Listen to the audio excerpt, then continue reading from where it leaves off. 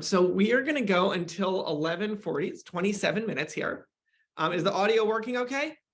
We hear you just fine. Great. We're engaged. We're laughing. We're go for it.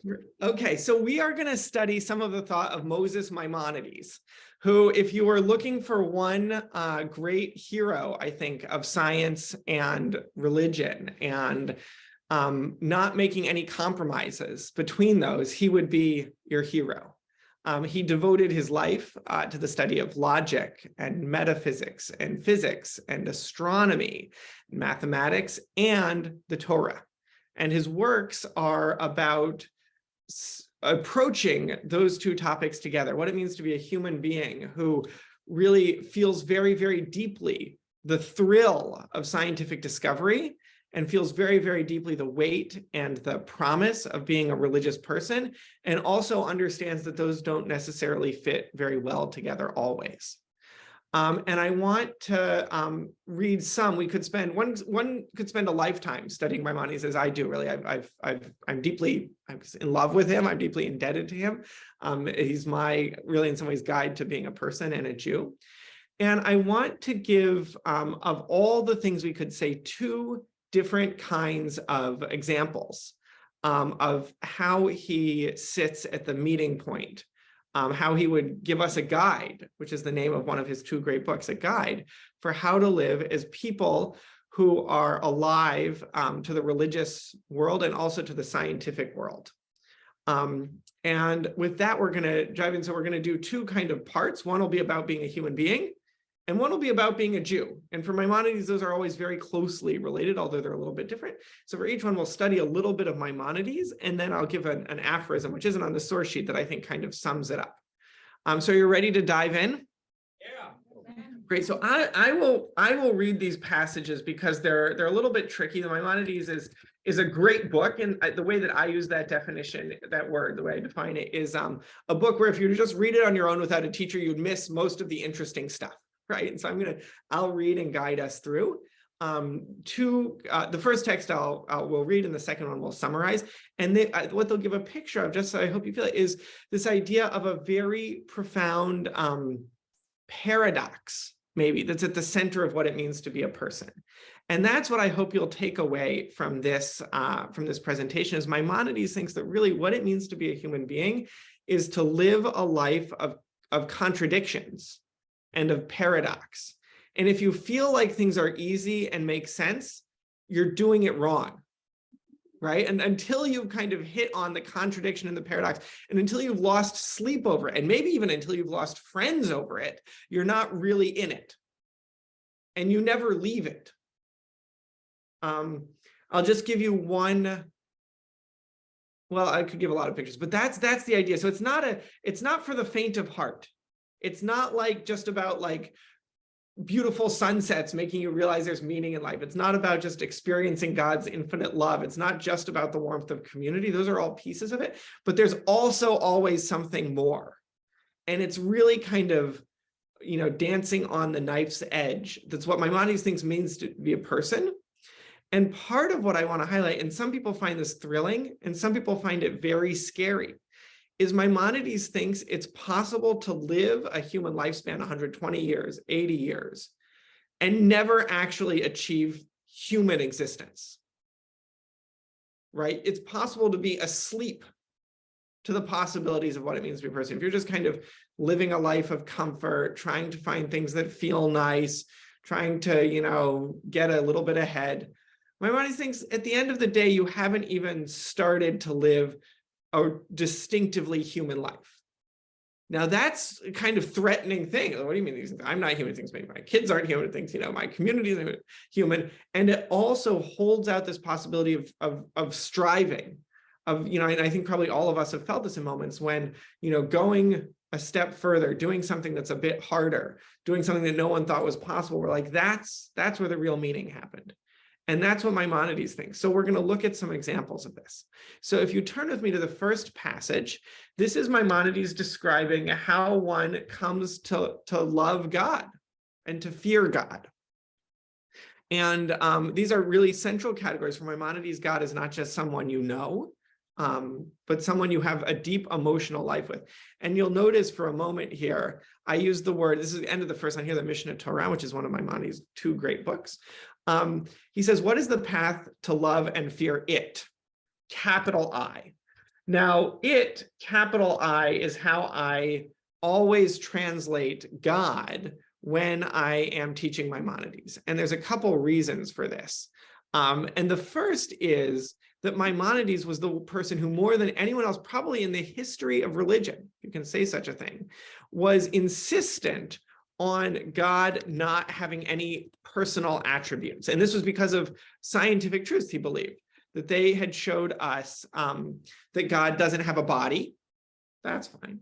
But also God doesn't have emotions, right? Because emotions are actually always connected to our bodies and they change like our bodies do. And God doesn't even really have thoughts. And ultimately, at the highest level, God can't even be described with human speech, because the statement God is one, the Shema, even that falls short because there's an object, God, and a descriptor, one, and a link between them, right, is. And Maimonides thinks that human thought, like God is one, ultimately always has those three parts: an object you're describing, a descriptor, and a link between them. Today is Sunday. I am Jason. And Maimonides thought that God was so one, was so perfectly complete and simple, that even the statement God is one implies a threeness about God, because there's God, the oneness, and the isness, which are separate, whereas for Maimonides, they're all the same. So even even the sentence God is one doesn't work. There's no way to comprehend it, God. It's really amazing. So how do you love, so the term it, I think a little bit gets it. God's not a he or a she, so something different. And also, Maimonides always thought that religious language should just a little bit surprise and confuse us. It shouldn't be like the normal language we use. And so it is, at least nowadays, a surprising term for God. I'm not saying you should like it necessarily. A lot of people didn't like Maimonides in his time. So what is the path to love and fear it? Here we go.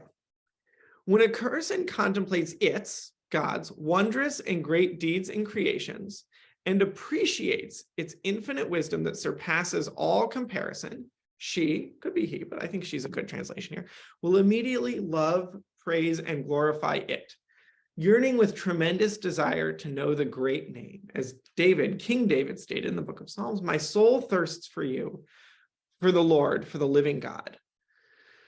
So what Maimonides says is the way to love God is really interesting. It's not prayer. It's not reading the book of Psalms. It's not studying the Torah. It's not Shabbat. It's not anything particularly Jewish. It's, you might say, I wouldn't necessarily say scientific, but certainly universal. It's equally accessible to every human being. And Maimonides is describing a looking out at the world. Maybe this is what some of us feel when we watch a sunset, or when we watch, our children or grandchildren like sleep in their cribs. Or maybe it's what happens when you think about, the possibility that like we put a human being on the moon, or developed, mRNA vaccines for COVID. Or as Einstein would put it, the most incomprehensible thing about the universe is that it's comprehensible in the first place. Right? There's something about that experience of sheer wonder, which Maimonides says as a kind of falling in love with God, with the creator of the world. And this is very moving. And it's also, I just want to point out, a little bit surprising. You might call this today, in a term I don't know if any of you use or people use in your community, spiritual but not religious. Does that make sense? This is a scientist spiritual. This is very much like Einstein's spirituality. So that is, and I just want to be clear and say this again and again and again, because oftentimes we make these distinctions between reason and emotions, right? Or science and religion. But here Maimonides is describing an act of thinking about nature, of contemplating nature, which is profoundly emotional. Does that make sense? It's actually not one or the other. Reason and emotion are really linked together for him. Okay, great. So that's the first movement Maimonides makes. And remember, but I've always said how there's a tension, there's a contradiction, there's a back and forth. So now we'll look at the second paragraph, which is what happens right after that. When a person reflects on these same matters, so you were reflecting on nature and you came to love God, and then you keep reflecting on it, he will immediately recoil to shrink back in awe and fear, appreciating how he's a tiny, lowly, and dark creature, standing with his flimsy, limited intellect before it, God, who is of perfect knowledge. As David stated, when I see your heavens, the work of your fingers, what is humanity that you are mindful of us? So now Maimonides is describing something amazing. When you think on nature, when you think on the world, when you think on what it means to exist, first, you're filled with awe and love and gratitude. And then you're also filled with confusion and fear and maybe even a little shame. Right? Wow, it's amazing to think about the laws of nature and the human ability to discover them. And then, wow, the universe is 13 billion years old. And and everyone I know in 150 years will be gone. 100 years. And, the world is so full of knowledge and so many things to know, but I, have trouble remembering the name of the kid who sat next to me in 7th grade. I actually have no idea what that kid's name, right? That our own ability to know is so limited. And so Maimonides thinks that you never move from one to the other, right? You don't start off feeling lowly, but then you think about God's greatness and you're moved to love. There's not a direction that way, right? You actually first experience love, and then you experience some lowliness of your own. And then you move back and forth forever. So the first picture, and again, right, this is actually really interesting. This is not you might not call this a Jewish approach, right? Maimonides doesn't say you think about, how many mitzvot there are and how hard it is to do them. And it's also not particularly moral. You don't think about all the things I should do, that I have struggled doing, that I have trouble holding my tongue, I have trouble remembering birthdays, I have trouble, whatever it is. It's not about actually your moral struggles. It's about kind of how small we are, and how vulnerable we are. Any one of those billions of asteroids flying around could just smash into Earth, and that'd be curtains for us. And so that the thing I wanted to give you the first picture of is, for Maimonides, there's a deeply human experience, which is about loving God and also about doubting your place and your worthiness. And you might call this existential, right? This is, I remember this, I'm still, from when I was a teenager, when these kinds of feelings, 16, were so powerful. And what does this mean? I'm going to die, and you're really trying to grapple with that. But also, what does it mean that I can do all these things in life? And so for Maimonides, there's a thinking about these things, which isn't just about experiencing, it's also about studying. It's also about realizing, in a deep, profound way through working to understand how the universe works. And the further you go in that, he thinks, the more awe you're capable of feeling, right? Einstein's awe at the universe is greater than my awe, because Einstein understands more. That makes sense. Or a geneticist who really understands how vulnerable we all are from the faultiness of DNA replication, and how miraculous it is that happens trillions of times a day in our own bodies, basically error-free, right? That person is capable of having a greater awe and a greater fear than I am, because I don't understand those things as deeply.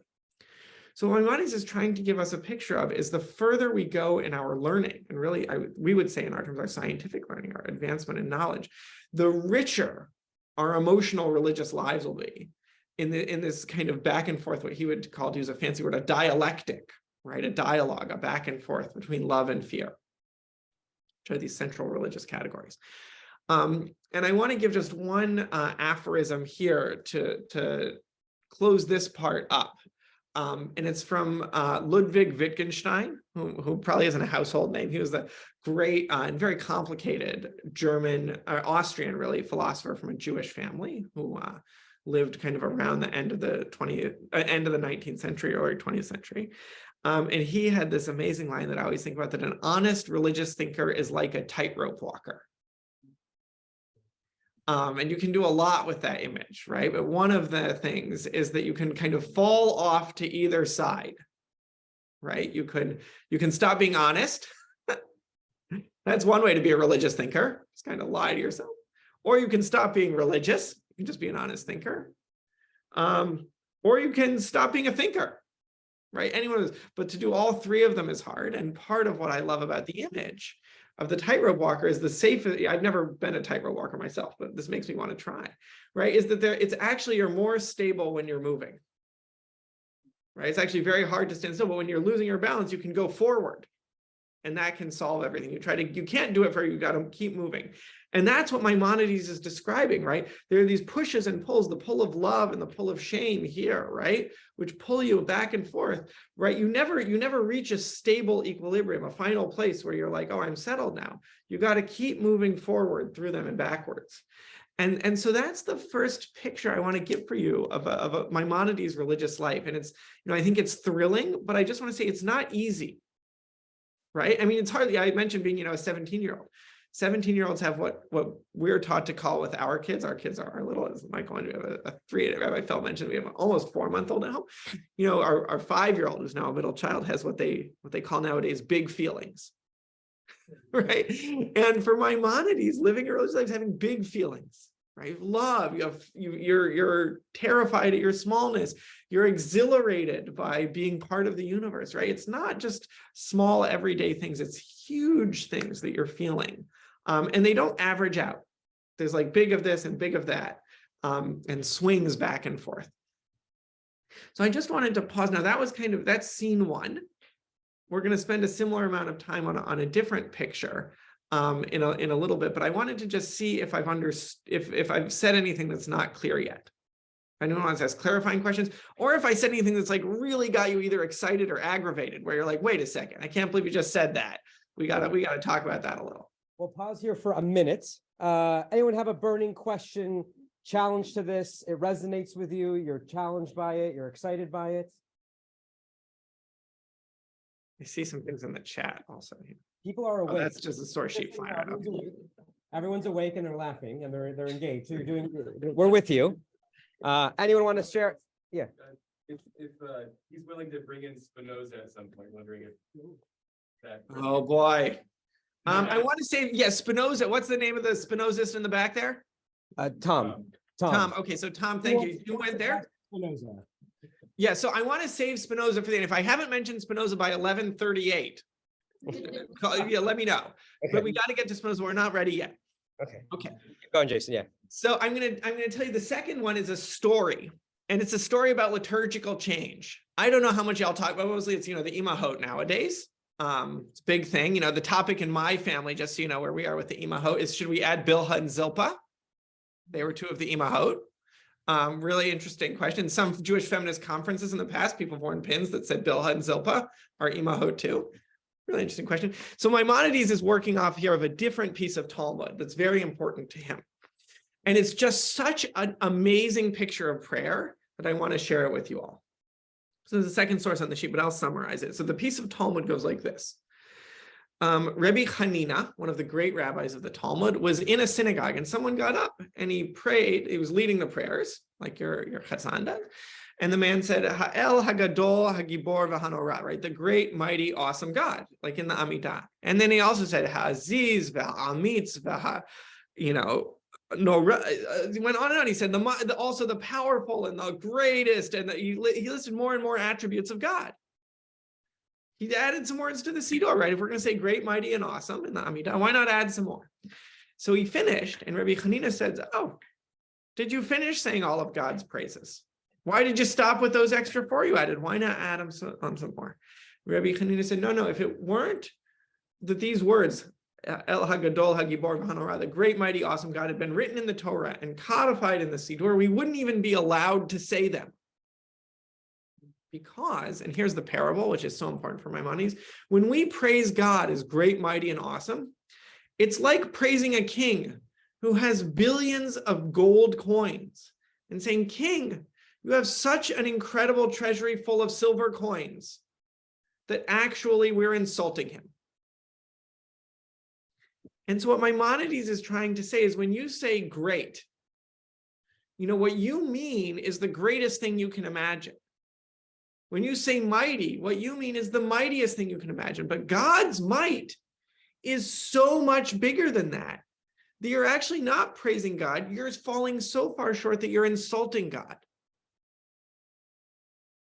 And actually, in theory, it would be prohibited to pray, because any human language is, and I'm going to use a strong word here, idolatrous, Maimonides would say, right? It's almost a physical thing that we create with our lips that exists as sound waves moving through the air, which is physical. It falls so short of God. Ideally, we wouldn't use any of it. But now that we have it, and it's our best method, what do we do? And this is what Maimonides says that's so amazing, is he says each time when I say God is great, and this is the commentary further down, he says, what I should really be doing is not understanding how true that word is in describing God, because it's not true. I should be realizing how false it is in describing God, how far short it falls. And then when I say mighty, right, should they realize that falls even further short. And Nora, awesome, how that's even further short. So at the end of saying the Amidah, at the end of saying those words, at the end of praying, I'm not closer to God. I'm more fully aware of how far I am from God. But when I started praying, God felt, only this far away. But when I'm done, I realize that God is like this far away. Now, I imagine a lot of you are like, but that's not what I came to synagogue for. I came to feel close to God. And Maimonides is like, look, God is not the type of thing you can be close to. The religious truth is just in realizing more and more deeply how far we are from God, how small and flimsy we are, how wondrous the universe is so far beyond us. That is the religious experience. It's not a union. It's not being embraced. It's about being fully able to kind of stare out 13 billion light years and then realize that there's something beyond that. And so I wanted to kind of give you this image because it's such a remarkable picture. I imagine I'm not saying you ought to pray this way. I think it's probably worth trying because it's really interesting. But I'm not saying this is the way to go. This is not, I think, the standard Jewish approach. It's certainly not how the rabbis felt. But it is Maimonides' approach, and it is a kind of a bracing and a daring and an exhilarating spiritual path. And again, what it does, and I just want to point this out again, is that it solves in a certain way questions of religion and science. Because if you can say, well, I don't know if God is really running the world. I don't know if God is really looking out for me. I don't know if God really hears my prayers. Maimonides would say, excuse my language, damn straight. All those sentences are human ideas. None of them even come close to describing God.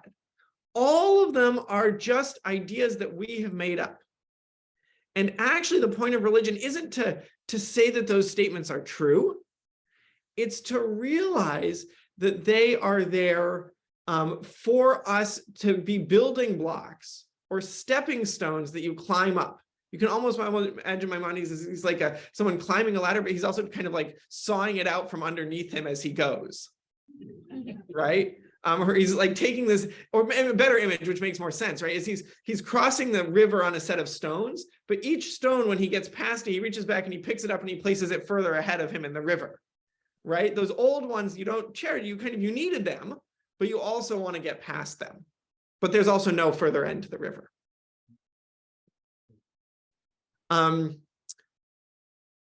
There's so much more I could say here, and as you can tell, I love Maimonides. I love describing, but I want to now pivot a little bit to what it's like to be in a Jewish community. And I want to just, and now things are getting, oh gosh, it's 11:37. Woo, okay. So what I want to say now in 3 minutes or less, because I have to mention Spinoza, is that for Maimonides, this all makes it very hard to be Jewish. And that's because Judaism doesn't seem to focus that much on these things. And I want to give you all a parallel, which is not a scientific parallel, but a moral parallel, which I think we all might feel. I mean, I hope we all feel, and I feel it very powerfully. And the reason I'm going to give a moral parallel rather than a scientific parallel is because I think often at the end of the day, all of us, at least I, but most of the people I talk to, all the people I talk to, care more about moral truth these days than scientific truth. So Abraham Lincoln in 1863 wrote a letter to a friend, and it had an incredible line. And I know this line because Solomon Schechter, the founder of the Jewish Theological Seminary, on Abraham Lincoln's 100th birthday, wrote a beautiful essay in honor of Lincoln. And I read that essay and learned this line. And Lincoln wrote to a friend and he said, if slavery is not wrong, then nothing is wrong. And I find that line to be very moving and very true. Now, what's hard though is when you look back in the Torah, there's a lot of slavery, right? Not so many chapters after the Exodus do we get the rules for how to treat your Israelite slave and your Canaanite slave. And Abraham knows there's a whole complicated story. And in fact, in 1861, the rabbi of B'nai Jeshurun, the great synagogue which still exists in Manhattan, gave a sermon saying you cannot make a case against slavery from the Bible because Abraham owned slaves, et cetera, et cetera. And those abolitionists, he said, are going to destroy America, which has been the best thing for the Jewish community ever. Really, really striking, right? Incredible moment. So what do you do when you know something to be true, like Lincoln's statement, but also when you look back at our tradition, it's at best neutral to your claim, but probably opposed to it? What do you do in that situation? When the easy options are to either say, well, I know slavery is wrong, but I guess the Bible says it's okay, so I guess it must be okay. There must be something greater than my reason. Or to say, I know slavery is wrong, the Bible says it's okay, it's not a very good book, let's chuck it, which is what Spinoza said. So Maimonides is the one who comes up with a new idea, which is to say, I know that the Bible is true, and I know that slavery is wrong. And now I'm going to dedicate my life to reading the Bible in ways that teach us things about slavery that are true and not wrong. And Spinoza rejects this. He explicitly quotes the passage where Maimonides says this and says, you can't read a book that way. You got to just look at the book and see what it says. Maimonides says no. So just to give one more contemporary example, this Judith Plaskow, the great contemporary Jewish feminist theologian, says, I didn't become a feminist by adding up the sexist and non-sexist columns of the Bible and finding out there are more non-sexist ones. She said, I'm committed in my bones to the equality of women and the integrity of women's experience. And most feminists say, okay, well, that means you got to ditch the Bible. And most Jews who are committed to the Bible say, well, you got to ditch feminism. I mean, she's writing this in 1979, right? 2 generations ago. She says, no, for reasons I can't necessarily explain, I'm going to committed that these two truths, feminism, actually to come from the same place. And I'm going to now start a project of trying to explain that to you. And I'm going to write a book, Standing Again at Sinai, about this. And I know most people might never agree with me. And Maimonides says that also. I know most Jews will probably never agree with me, but that's not going to get me to stop. And so the last quote I want to leave you with, which is also an aphorism, I know it is an Irish folk saying, Martin Sheen apparently is very familiar with it. And so it's a Christian imagery, but it's good here. And Maimonides, as we just saw, is not just committed to Jewish imagery. Says, a man goes up to the pearly gates and St. Peter says, before I let you into heaven, I just need to look at your arms. And the man says, okay, right. And so he rolls up his sleeves and St. Peter says, well, where are your scars? And he says, what do you mean? I don't have any scars. And St. Peter says, there was nothing worth fighting for? And so for Maimonides, this is the second, I think, key image, is that to be a religious person, live with these truths we know, which for him often were scientific, for us are moral, around feminism, slavery, and other things, means to fight. And it means to have scars, right? Maimonides was excommunicated late in his life by the leaders of the Jewish community. 30 years after his death, his books were burned by members of the Jewish community. And that's the second picture I want to give, that to the extent you're like, wow, I am in a pitched battle with other Jews. It doesn't mean you're necessarily doing it wrong. Now, you might be doing it wrong. You might be fighting a battle that's not worth fighting, but it also might mean you're doing it right. And I just wanted to leave that, or I'm struggling with the tradition.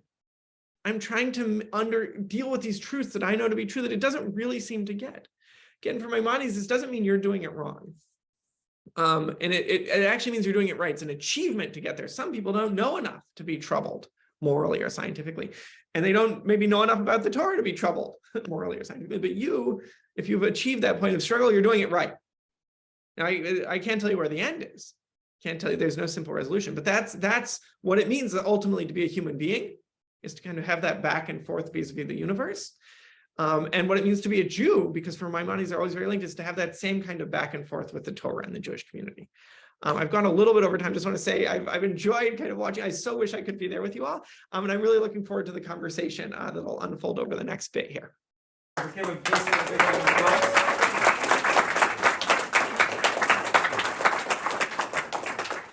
So I think the plan is for the next 15 minutes or so, we're going to have a Q&A. Yes, I'm sorry. Let me look at my notes one second. Sorry, one second.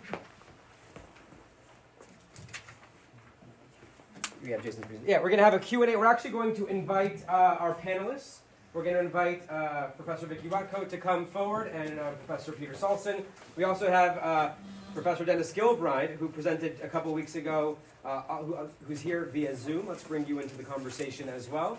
And I have a couple questions. We can also ask some of your questions as well. Let's see, we're going to go with one of these, spotlight that one, and then we're going to spotlight you over here.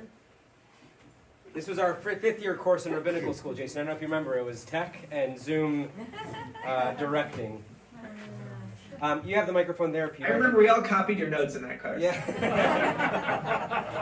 It was the one time Jason copied from me.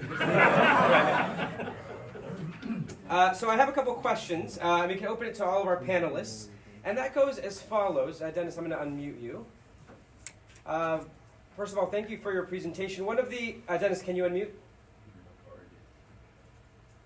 Thank you. Excellent. Our people, the people of Yisrael, actually literally means the ones who strive with God and hopefully ultimately succeed. Right? That's taken from the story when Jacob wrestles with the angel. Is it your position, or is it Rambam's position, that we're effectively, I would say doomed, because that puts a negative spin on it, but we're actually never going to achieve confidence or truth? And I wonder how that resonates from the rabbinic perspective, but also from the scientific perspective. Is there a part of you in your fields who acknowledge and say, like, we're going to get close to trying to understand this fully, but I don't know if we're ever fully going to understand this? You guys can rock, paper, scissors. Dennis, I've just talked so much. Please. Okay, I guess I get to go first. Oh, I really I don't have much to say, except I think that definitely true from what I know about science and neuroscience and psychology, how we study the brain, that yes, we can get closer, but we're never really gonna fully understand everything. That's all. Yeah, Peter, go ahead. Yeah. I certainly agree with Vicky and with the rabbi's suggestion. I want to pick up on something that Jason said in his absolutely remarkable talk, which I thought was fabulous. That he said that, if I remember right, Jason, you said, everyone you know is more interested in moral truth than scientific truth. So I think that it's less interesting that science will never reach the end of its scientific understanding of the world, than that we are going to continue to struggle to find the most profound moral and religious understanding. And if I have one bone to pick with Maimonides as a model Jewish thinker, it's that for exactly the reasons we learned from Jason, he focuses so much on the scientific side that I feel like he's not as much of a help as I would like on the moral side of things. And if anyone remembers my talk, I featured my Jewish religious hero, Heschel. And Heschel has got a controversy with Maimonides on precisely this point. Heschel wants us to foreground at least as much the moral questions as the factual questions. And that's where I find my struggle is as well. Beautiful. So I want to say kind of three quick things. The first is Heschel, I don't know this is the first book he wrote, but it might be, was a biography of Maimonides. I wrote it in German originally, I think in the 20s, and it was translated in the 80s. And it's a book that'll move you to tears. If people haven't read it, I can't recommend it highly enough. And he just incredible, he has great taste in which pieces of Maimonides he brings and how he describes an incredible piece of biography. I actually do want to share just on the moral piece, to defend Maimonides for a moment, that the moment when Maimonides does have the moral crisis, I described just to share it because it's so haunting. There are two moments, actually. One is because we're coming up to Pesach now. He says when he's describing how to conduct Magid, right? How to instruct. We have all these things that are supposed to instruct well for the children. He says, Avadim hayinu b'Mitzrayim. We were slaves in Egypt. He says you should point back to the kitchen and say, Kamo shif chazu, like that slave we have in our house. And it's just an incredible, what do you do with that? But the most remarkable moment is at the very end of his laws of slaves. He comes to this conclusion, which is the right reading of the black letter law. He says, right, and you have to kind of remember back that the word that keeps appearing again and again in the first 5 chapters of Exodus is the word parech. Right, degrading labor, inhumane working conditions. And the Egyptians subjected us to avodat parech, degrading work, inhumane work, destructive work. And Maimonides says, in Hebrew, mutar min hadin laha'avid eved kanani b'farech. The Jewish law, sadly, permits us to treat non-Jewish slaves with degrading work. Right, it's this shocking moment where Jewish law hasn't internalized the lessons of the Exodus. And then he goes on a long account of, but to do this, you would lose your humanity.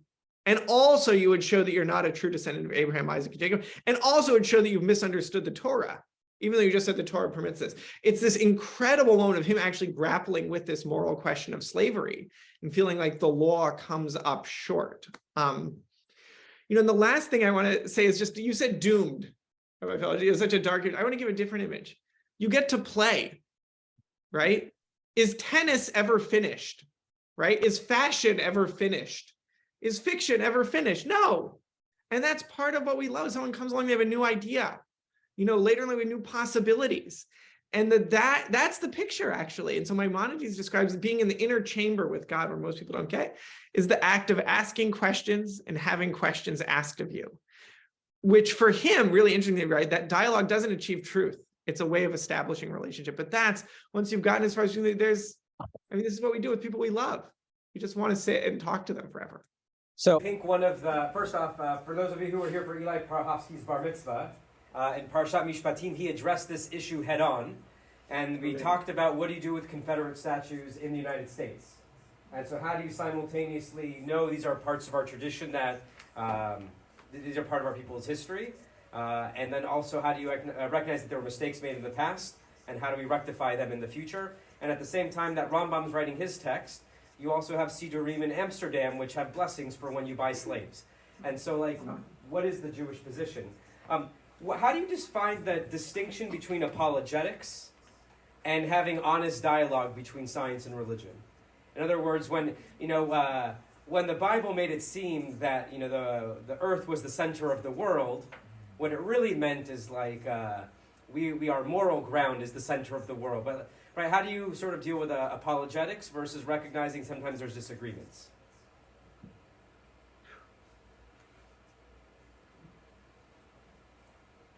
Are you asking anyone in particular? No, anyone who's daring to answer that one. That's the. Dennis, are you up for this? You haven't spoken yet. Did you? I couldn't hear you. Dennis, Peter? do you want to give it a shot? No. My mind was going in a completely different, in a completely different direction. So if someone else wants to address that, or I could switch back to something that was said earlier. So I can go either way with that. What? So I'll say kind of how Maimonides addresses this, which may get you too much.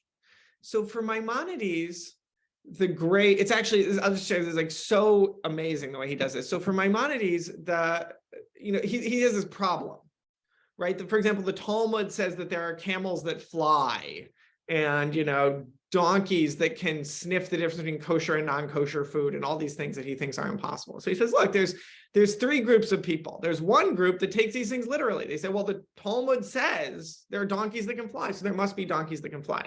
And Maimonides says these people they think they're honoring religion, they're actually destroying it. You shouldn't be able to say that with a straight face.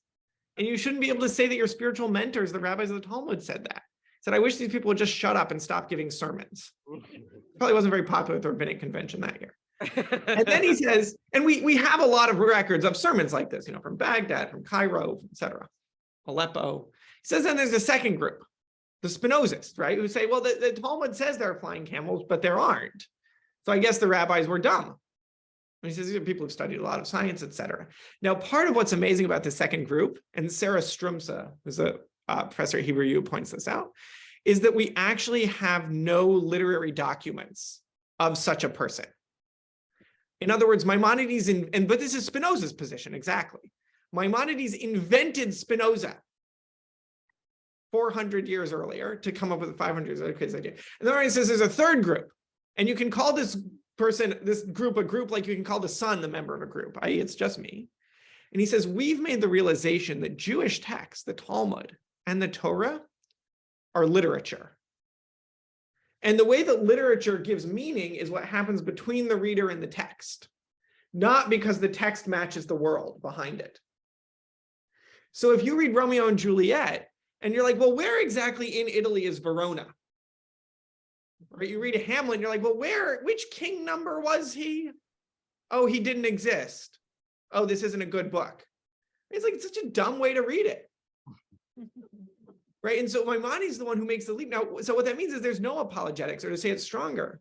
If you're looking for truth about the natural world, looking for eternal truth, you just don't look in the Bible. Like it's not there to teach you truth. If you want to do Italian history, you don't read Shakespeare. It's an exercise you read and you encounter these words with other people and you try to make sense of them as a human being. But this is really radical now. I just want to say one other thing in defense of this claim, because it's such a radical claim. Professor that I think we both have, Professor Kellner, made this really interesting claim about the Bible, and maybe Maimonides is right, that we have, in the book of Chronicles, the book of Kings, the book of Samuel, and from Babylonian king lists, and from the first few chapters of Genesis with all of those begats, that's how history was written in the ancient world, right? So-and-so was king for 43 years, and then there was an earthquake and right? And part of what's so interesting about the Torah is that the Exodus story and the Abraham story aren't written that way.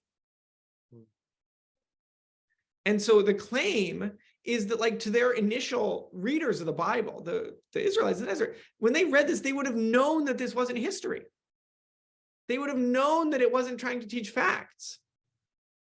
And then someone kind of lost that at a certain point. We thought the old time religion was well, it says Abraham had a kid at 99. It says that Moses split the sea, so that must be true. But that wasn't how it was meant to be read. It wasn't how it was, conveyed. It wasn't the kind of truth it was conveying. So I actually think there's something very deep there. These are actually, for most of history, have been understood to be speaking on different planes. And then someone came along and had a kind of bad idea at one point of having them really talk in the same language, but they're actually different. I'll have one more. Do you want to answer this one too? Dennis, did you want to add to, what did you want to go back and discuss? I actually wanted to go back and discuss your view of sort of this is an existential position, because as I'm listening to you, my part of this 3 or 4 part series was to talk sort of about psychology and then really psychotherapy. And so I know that I have a moment when I'm teaching my students that you sort of had with Maimonides, and that is, I taught it from Sartre's position of our place in the world. And so, and I know that some of my students take that position, oh, this is really bleak.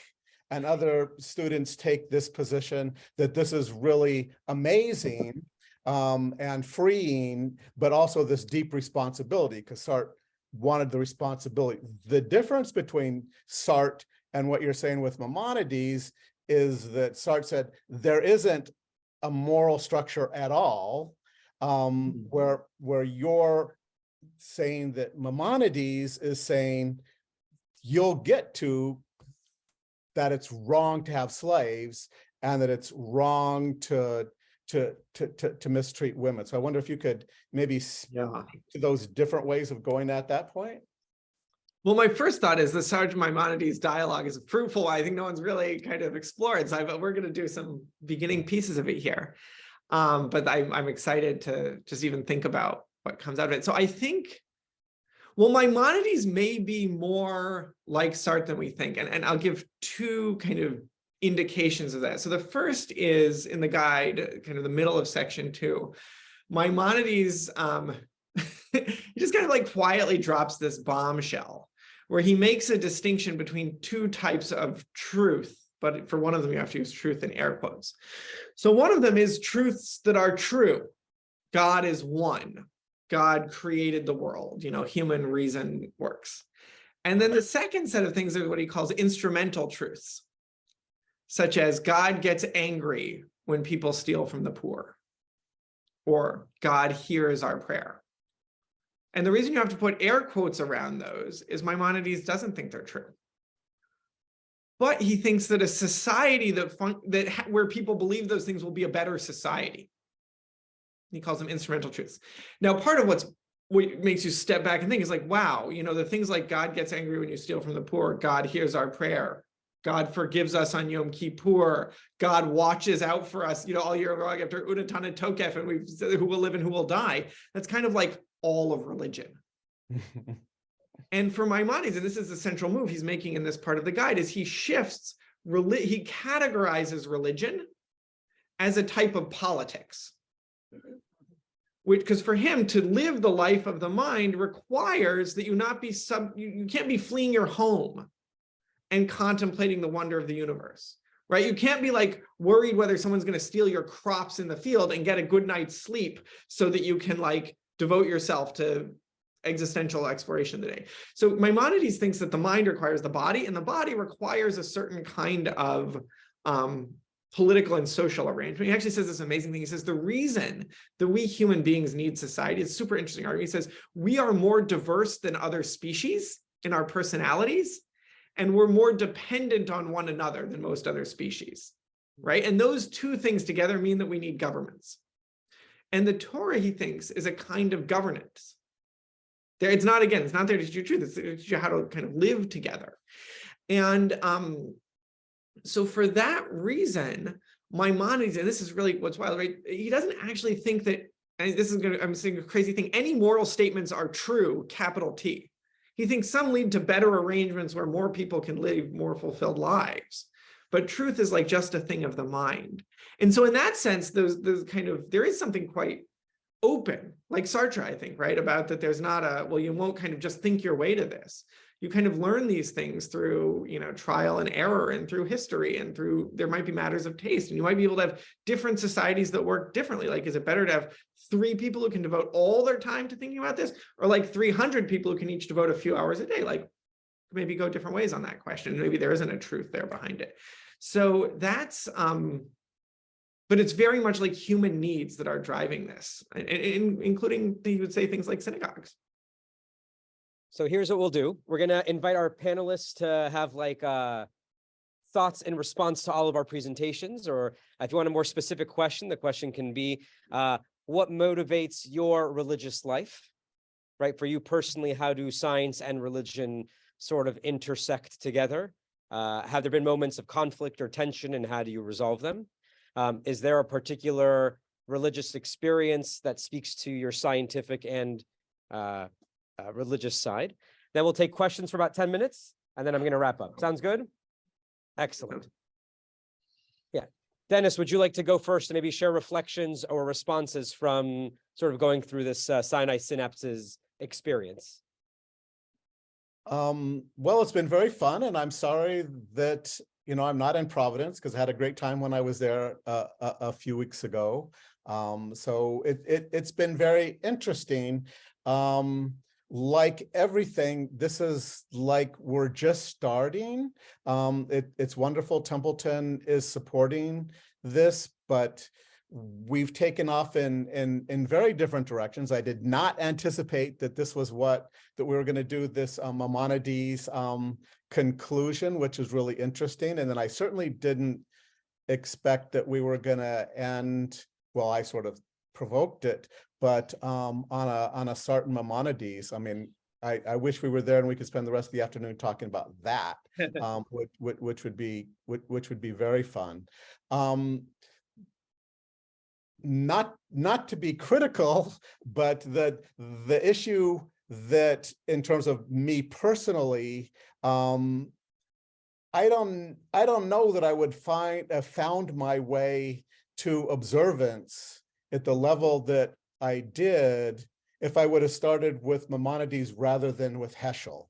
And so I know the experience of reading Man Is Not Alone, where there's some things that point to the wonder. He's looking at the wonders of the universe, but he does something really different than what Maimonides did with that. So I'm thinking that if I would have happened on Maimonides with my Sartre, I never would have ended up in the synagogue. So you know, it was Heschel that brought me into the synagogue, I think, which is a different kind of approach. So, but you were already in the synagogue, so I don't know, you know, so that's a different kind of issue. So I'll stop there.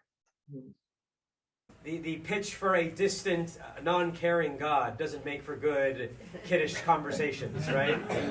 Right. You don't want him running your ad campaign. Right. I'm mildly interested. Go on. Yes. Right. Peter, go ahead. I won't push too hard on Heschel anymore because you can tell Dennis and I are very good friends and study partners. But I do want to say that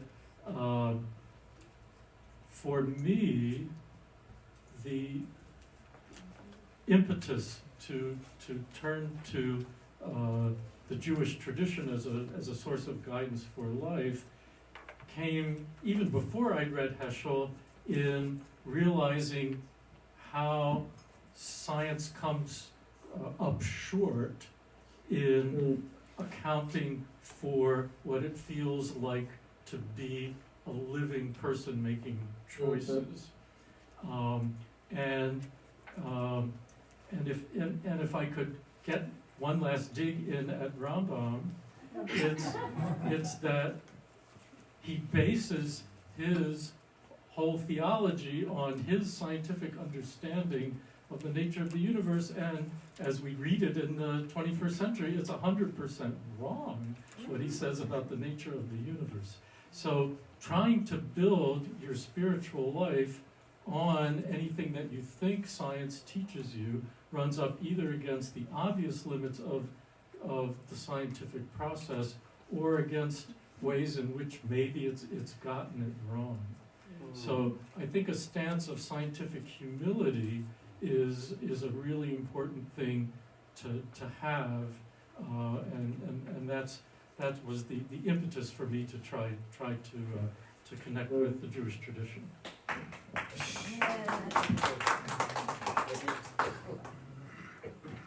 So I guess I'll selfishly go back to what my talk was about, which was about habits and awareness. And you know, I spoke about how our brains are built to make our behaviors habitual, become less aware. We're sort of wired to be less aware. And I always think about this from a Jewish perspective because, you know, we're supposed to do all these mitzvot. So we are sort of primed, if we're doing all these mitzvot, to actually be really habitual. But the struggle of being a Jew and being observant is bringing awareness to that. And I do think that we, as humans, have the ability to bring that awareness, but I do feel like in some ways it's a bit paradoxical. Because we're doing all these things, we say the Amidah so many times a day, you know, and that is habitual, but actually, I mean, the rabbis can speak more about this, we are actually bringing awareness when we're doing these habitual things. So that's a constant struggle that I think we have as Jews when we perform mitzvot, is to be to be present and to be aware and be in awe, and and so I just wanted to say that I appreciate the culmination of this series that was spoken about today in the wonderful presentation by Rabbi Rubenstein, is that is this paradox that he spoke about, this tightrope that we're walking on. And so I feel like the Spinoza view, perhaps, in what I was speaking about, is that, okay, life is habitual, so just throw out, like, why would you do all these, why would you say the Amidah so many times? It's just silly. You're just going to be not present. You're going to be just doing it habitually, like putting on your shoes. You're not even aware you're doing it, or driving to work. And I think, what I'm sort of trying to integrate it is that that's actually kind of a silly, I would say, a silly way of reconciling it rather. But what I'm thinking about is how to stay on that tight rope. Like if everything is paradoxical and we should be living in this conflict, I guess that's sort of, I don't know if that means that's faith. I'm wondering if, I don't know, some of the rabbis could say more about that, but that is something that I think about with my Jewish identity and observance as well. Personally, I've dabbled more in Orthodoxy, and I think there's some parts of me that like that sort of black and white. It's easy, but I there's always an easy answer. Do this. It's sort of more black and white and straightforward. But I think that, I don't know if it's faith, but there's something that being in the middle, being the tightrope, is sort of the point where we should be at. We should be struggling, and so I just wanted to say that I appreciated that your perspective today, because that's sort of how I approach how aware we are, and how aware we are, but also how much we are habitual creatures, and how we sort of struggle with that. So we'll have a few minutes of questions. Anyone have a question you'd like to ask? Excellent. All right, go for it. I guess I love this thought. I love the tightrope analogy. What I'm struggling with is, does it make this easier or harder, or more complex or less complex, when you consider that the world is almost 8 billion people, and the vast majority of them, if they're religious at all, belong to a religion that preaches the opposite of this, from my perception, that preaches that don't think hard about this, do what we tell you to do, and then everything will be fine. And I feel like everything we've been discussing is how to this tightrope, and how to balance this, and how to think critically, and how to really question these things that people tell you. And that is the main reason I came to hear these talks. It's so interesting, but like, I don't even know what the full question is. Can I respond to that one? Or? It is super. I mean, Maimonides it's kind of lonely, and to the extent, and that is what it is. I just want to say, in terms of, I want to give an image for prayer, which in some ways builds on this. So Maimonides is alone among the medieval authorities in saying the following. There's the term some of you might know, kavanah, which is kind of the ability to focus on your prayer. And so Maimonides says, if you know you won't be able to have kavanah, the examples in the Talmud where you just lost your temper, you're still cooling down, or maybe you just came back from a really strenuous trip with a lot of delayed and canceled flights. I mean, the Talmud doesn't say delayed and canceled flights, but they say brigands, right? If you just come back from those, not only does Maimonides say it's not required to pray, it's actually prohibited to try. Because Maimonides, right, more than any religious thinker, is preoccupied with the fear of idolatry. And he understands that the words of prayer can become an idol.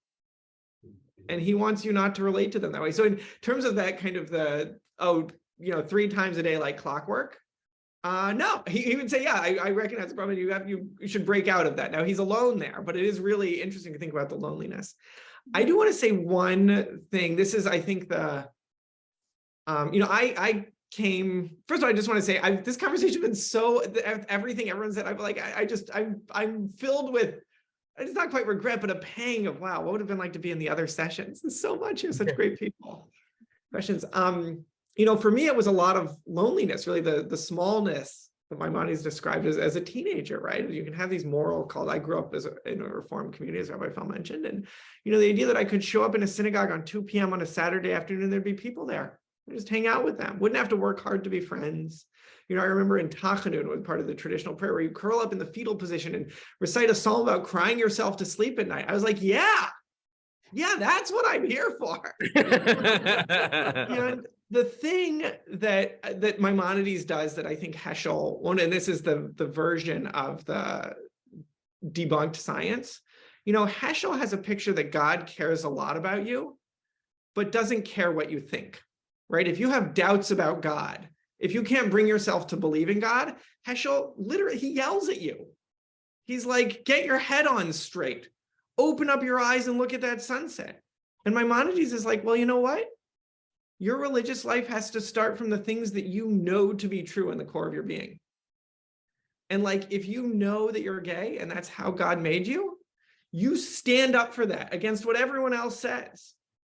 And if you like know in the core of your being that there's like not someone up there in the sky who's like directing things, even though that's something what the tournament says, like you stand up for that. Now you might be wrong, right? 800 years later with modern physics. But what Maimonides wants you to start with is be like loud and proud about who you are.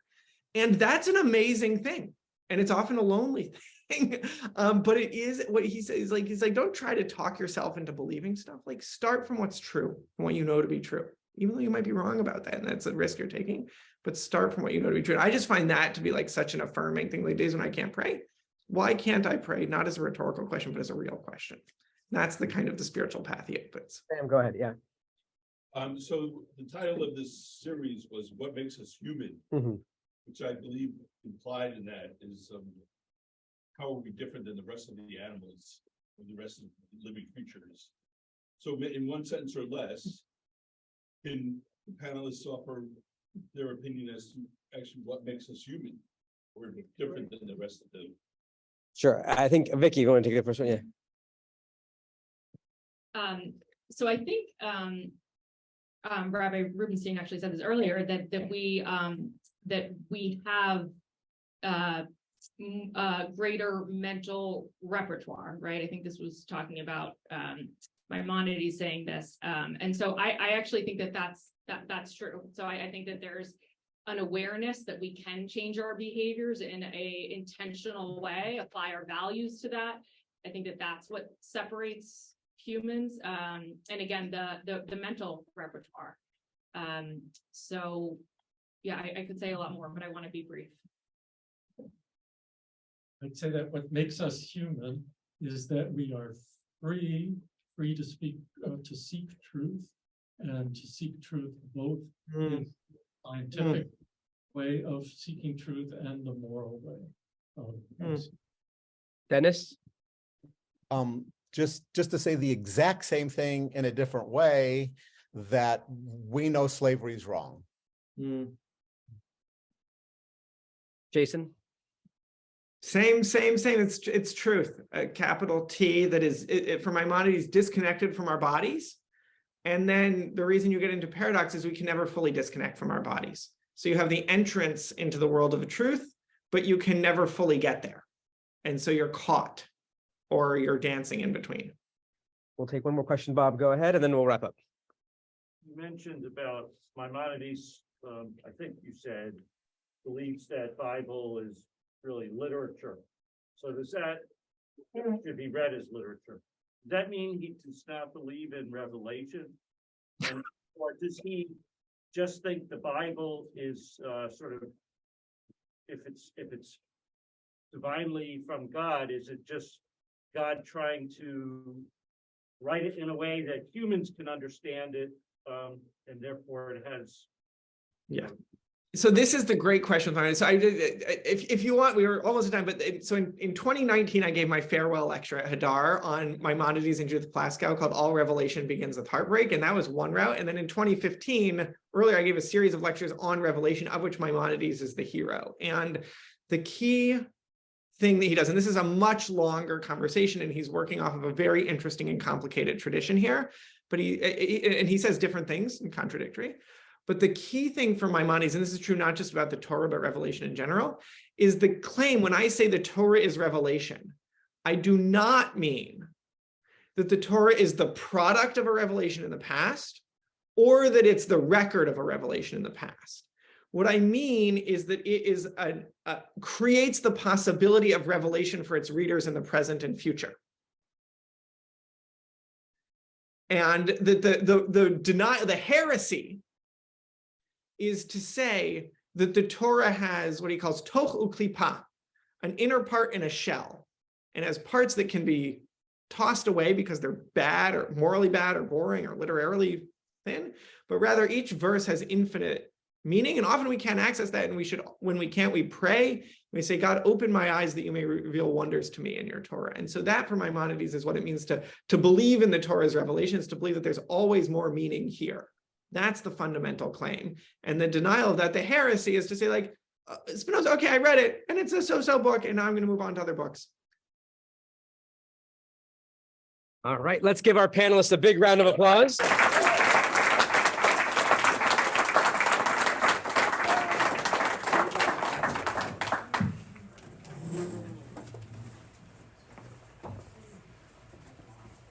So I want to wrap up in the next 10 minutes or so. So you can, hopefully I can leave that there. Okay, so we can see. I want one of those, sorry about that. I want to thank our presenters for presenting not only with such passion and with love, but for doing so to address these difficult topics in a way that I think is accessible to each and every one of us. From these presentations, from Vicky's and Dennis's and Peter's and Jason's presentations, I walked away with a couple of conclusions, and I want to share them with you. The first, habits and awareness. One of the things that I think makes us human is that we get to choose. We are not always responding to stimuli. We can make choices. Right? I forget in which presentation they discussed, even when you think you don't have a choice, there's always a choice that can be made, and we can set the course for where we want to go and where we want to end up. With Vicky's presentation, it was about looking at how animals respond to stimuli, how humans do, and we have choices. We know that we respond to habits. We know that we respond to stimuli. We know how patterns work. We know how efficient our brains are. But we get to choose how our brains, in which direction they go. Is that fair? From Peter and from Dennis's presentations, the ideas of knowing we don't know everything. Right? I think so much of science wants to prove and say, see, this is how the world works. You can sort of stand on the science or on your particular field and feel sort of smug and say, we know everything. See, we're so smart. Look how smart we are. And I think what their presentations demonstrated is that for as smart as we think we are, we also need to have a sense of humility of knowing we don't know everything. And it might be that in 25 years when they invent an even more powerful telescope, or they invent an even better way of mapping out neurons, or we discover other forms of how our brains and our minds work, we're going to look back and say, oh, we didn't fully understand it, even though we thought we did. And that's actually not a critique of science, but in some ways it's the strength of it, of always saying we don't know, and opening ourselves to a sense of wonder, a sense of appreciation of the world around us. I was once at a graduation at JTS, and the valedictorian spoke of how the greatest gift Judaism gave them was the comfort of not knowing with certainty. And so much of the world around us wants to make us feel absolutely certain and in control of everything around us. And I think there are lots of different versions of religion that's what they specialize in. They specialize in saying, we know everything. And I think, as Jason said with the tightrope walker, maybe it's not as easy. It's harder to have to constantly decide what's the right thing, what does science say, what does society say, what does our tradition say. That's really hard. But in that struggle, I think is where you find maybe capital T or lowercase t truth. And I think that's what Judaism has been doing for 2,000 years, trying to figure out what works, what doesn't work, what is meaningful. And in particular, one of the tools we use to do that is liturgy. And so I just passed out to all of you who are here in the room. We can email it out to those who are participating remotely.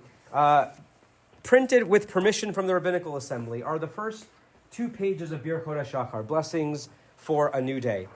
And as we talked about in our lectures, the first bracha you say when you wake up is Modeh Ani, offering a sense of gratitude. And Dennis spoke about positive psychology and the importance of cultivating a sense of gratitude in our lives.